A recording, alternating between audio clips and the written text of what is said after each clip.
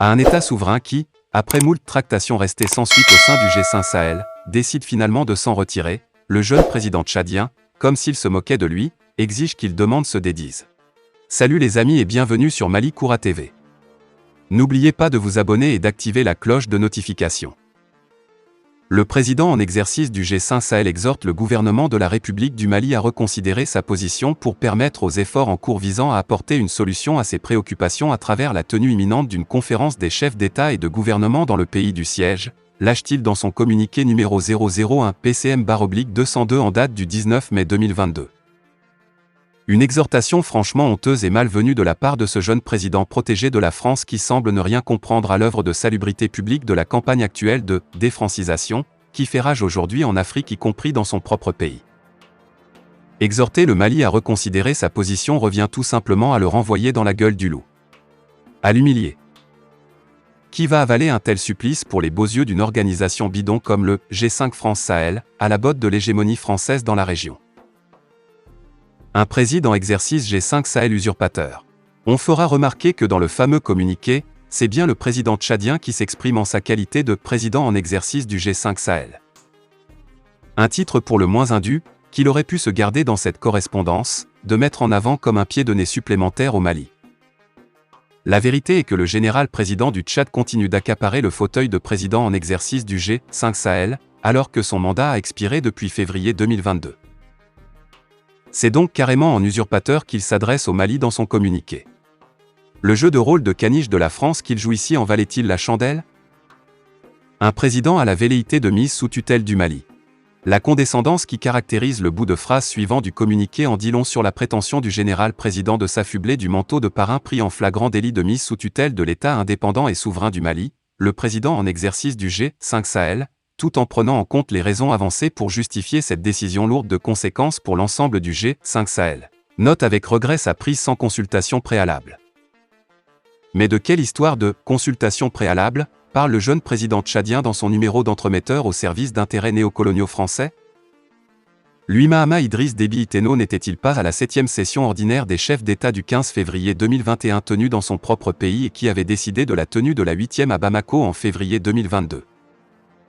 Lui Mahamat Idriss Déby Itno n'était-il pas au courant des multiples initiatives du Mali relativement à la tenue de la 8e session de février 2022 devant consacrer sa présidence du G5 Sahel? Lui Mahamat Idriss Déby Itno n'avait-il pas reçu la correspondance avec menace de suspension de participation au G5 Sahel, adressée le 22 avril 2022 par le Mali à Mahamat Idriss Déby Itno? Lui Mahamat Idriss Déby Itno a il un tant soit peu prêté la moindre oreille attentive aux tergiversations sur la présidence malienne du G5 Sahel constitutive de violation du traité de base du droit dérivé de l'organisation? Pourquoi, au vu de ces faits avérés, lui le président en exercice G5 Sahel usurpateur jouant aujourd'hui au moralisateur du Mali, n'avait-il pas eu le courage d'exiger en la matière le respect des dispositions pertinentes du traité de base et du droit dérivé, ne serait-ce qu'en abandonnant simplement le fauteuil usurpé et indu de la présidence en exercice depuis février 2022. C'est franchement gonflé de la part de Mahamat Idriss Déby Itno de prétendre regretter, sans rire, que la décision de retrait du Mali soit prise sans consultation préalable. Les succès militaires des troupes tchadiennes au Mali ne sauraient en tout état de cause justifier une mise sous tutelle de la souveraineté du Mali par Mahamat Idriss Déby Itno. Ou alors considérerait-il la diplomatie comme un jeu de cours de récréation d'école primaire où l'on peut se permettre tout et son contraire? Le Mali n'est malheureusement plus un peuple couché devant la France néocoloniale pour laquelle Mahamat Idriss Déby Itno paraît évidemment en mission commandée. L'impossible retrait du retrait. C'est en quelque sorte l'impossible que Mahamat Idriss Déby Itno demande au Mali. Son communiqué constitue dans ce sens un appel à reniement de sa propre parole d'honneur par le Mali. Il faut savoir que la décision souveraine malienne du 15 mai 2022 annonçant son retrait des organes du G5 France Sahel et de sa force conjointe, est notamment argumentée par l'opposition de certains États du G5 Sahel à la présidence du Mali liée aux manœuvres d'un État extra-régional visant désespérément à isoler le Mali. Le vassalisé président Bazoum du Niger aurait parfaitement pu avoir joué ce minable rôle. Que peut faire Mahamat Idriss Déby Itno contre les ingérences inadmissibles de cet État extra-régional qu'est la France qui le porte lui-même à bout de bras? Quelle garantie et assurance, le pauvre Mahamat Idriss Déby Itno l'entremetteur caché, peut-il donner au Mali quant à sa dénonciation de la perte d'autonomie de décision, l'instrumentalisation et le dysfonctionnement grave des organes du G5 Sahel, notamment la conférence des chefs d'État et le secrétariat exécutif. Le Tchad voudrait-il d'un Mali vassal de la France ou d'un Mali digne résolument engagé à s'affranchir des griffes néocoloniales du G5 France-Sahel? Dire que le G5 Sahel est mort n'est en réalité qu'un euphémisme. La vérité est que le G5 France-Sahel n'est même pas né ou alors est mort-né. Le G5 Sahel en tant qu'absurdité organisationnelle mort-née était déjà mort de sa belle mort avant le retrait du Mali. L'escroquerie juridique à la base de son montage en a fait une organisation fantomatique dans le sens d'une marionnette articulée depuis l'Élysée. Est-ce finalement une attitude respectueuse de la souveraineté du Mali que d'entendre de la bouche de Mahamat Idriss Déby Itno qu'il exhorte le gouvernement le Mali à reconsidérer sa position, quand on sait que ce pays qui cherche à s'affranchir des griffes néocoloniales de la France, qualifie le G5 Sahel d'organisation sans autonomie régionale pilotée de Paris? Il serait de toute façon illusoire, au risque pour lui de se couvrir de ridicule, d'attendre du Mali qu'il se maintienne dans un G5 France-Sahel, fils de l'impérialisme français, quand il a déjà chassé comme des malpropres son ambassadeur indélicat, ses médias mensonges et toute sa soldatesque. Le mythe d'une sécurité régionale sahélienne VIA, G5 France-Sahel. Que d'idées reçues et de contre-vérités d'expertise autoproclamées sur la sécurité devant nécessairement passer par le G5 France-Sahel. Le communiqué du président tchadien en est l'illustration même. Aucun des États sahéliens ne peut faire face seul aux problèmes sécuritaires. L'heure est extrêmement grave pour laisser le G5 Sahel se disloquer. Il faut conjuguer les efforts pour sauvegarder et renforcer le G5 Sahel. Parallèlement, le retrait du Mali est qualifié de « décision qui pourrait avoir de graves conséquences sur la sécurité et la stabilité au Sahel ». Comme si le G5 France-Sahel n'était pas qu'une fantomatique organisation. Cette litanie va jusqu'à effleurer l'idée comme quoi le retrait du Mali pouvait engager sa responsabilité internationale en matière d'insécurité au Sahel avec comme insinuation vicieuse, qu'une obligation de statut d'État membre du G5 Sahel lui serait opposable. Au fond, le mot Sahel souffre du vice qui véhicule le mythe d'une entité homogène moins géographique que politique, derrière la réalité d'un conglomérat disparate d'États souverains, responsables chacun de sa propre sécurité à l'intérieur de ses propres frontières. Aucune superstructure militaire de surcroît mal échafaudée comme le G5 Sahel ne peut assurer la sécurité dans les pays du Sahel sans s'adosser à des armées nationales dignes de ce nom.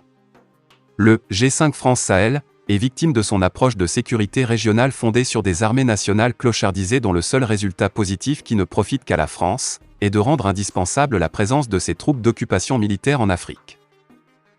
Le vrai chemin de la sécurité régionale du Sahel passera forcément par le soubassement indispensable d'armées nationales dignes de ce nom qu'il faudrait au préalable construire comme le fait actuellement le Mali. Il appartient avant tout à chaque État de l'espace géographique du Sahel de répondre de la sécurité à l'intérieur de ses propres frontières sans en faire porter la responsabilité par le voisin. D'ailleurs, si responsabilité il y aurait à situer en la matière, c'est plutôt à la France qu'il faudrait demander des comptes. C'est la France qui, en créant impunément le chaos en Libye, a favorisé l'exportation du terrorisme dans tout le Sahel. Le Mali en a même spécialement bénéficié d'une cargaison spéciale portée par les séparatistes du MNLA que la France a fait débarquer dans son septentrion et qui depuis, pullule dans tout le pays.